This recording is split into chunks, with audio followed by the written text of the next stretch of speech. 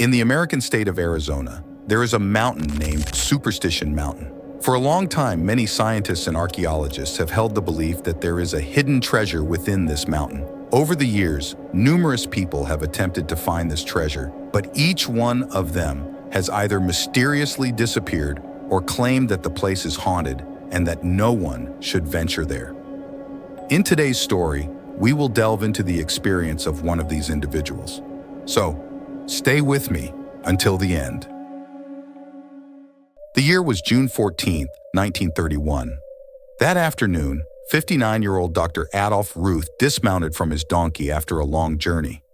He embarked on this journey hoping to find the hidden Dutchman's treasure, which many people claim is located in the haunted Superstition Mountain.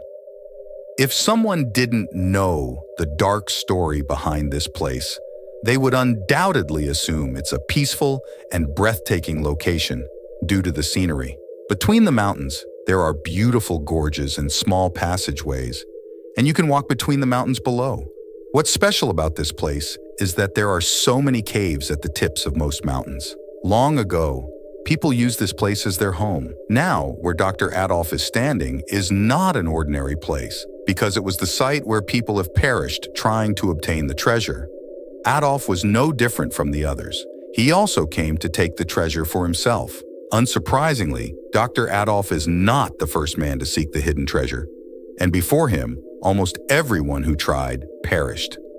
So why would he attempt something that is almost impossible to do, you ask? The answer is simple. Dr. Adolf holds something special, and it is apparently a map which leads him to the exact location.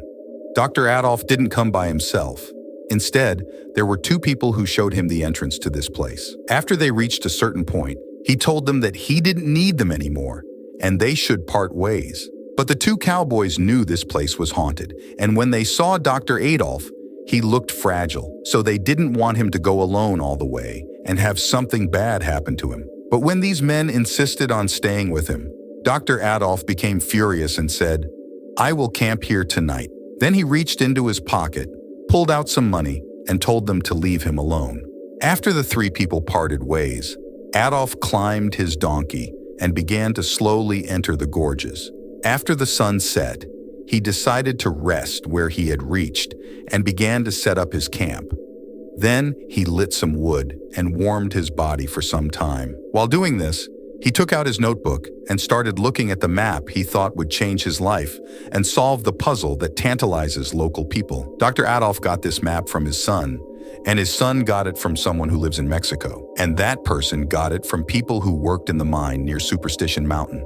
But those people died in an accident while they were working. The only thing that didn't perish was the map in Dr. Adolf's hand.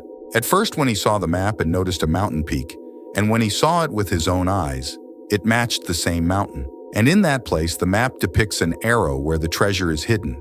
And when he confirmed it, he became so happy because he thought he had already finished 50% of the work. Then he put the map down and began eating.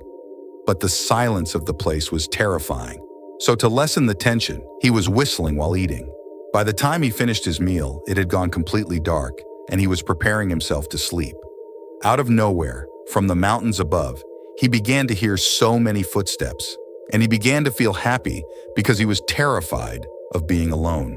Even though he wanted to take the treasure for himself, the thought of being alone in the dark and the dark stories he had heard made him feel calm for a bit. And for happiness, he tried to call the people by raising his voice, but suddenly the footsteps stopped. And after a little while, he heard birds howling, and he began to fear again. Then quickly, he turned off the fire pit and took his belongings to the tent and tried to fall asleep. But he couldn't help but listen to what was happening outside out of fear. But to his luck, he didn't hear anything unusual and eventually fell asleep. However, in the middle of the night, he woke up and peeked through the tent and saw something lurking. Even though he saw something, he didn't see a human. Instead, two eyes were watching him. Scared, he took his rifle to shoot, but suddenly the two eyes disappeared. Dr. Adolf then shouted and said, "I will shoot if you ever come near me again," in fear. But the fear didn't help him sleep again.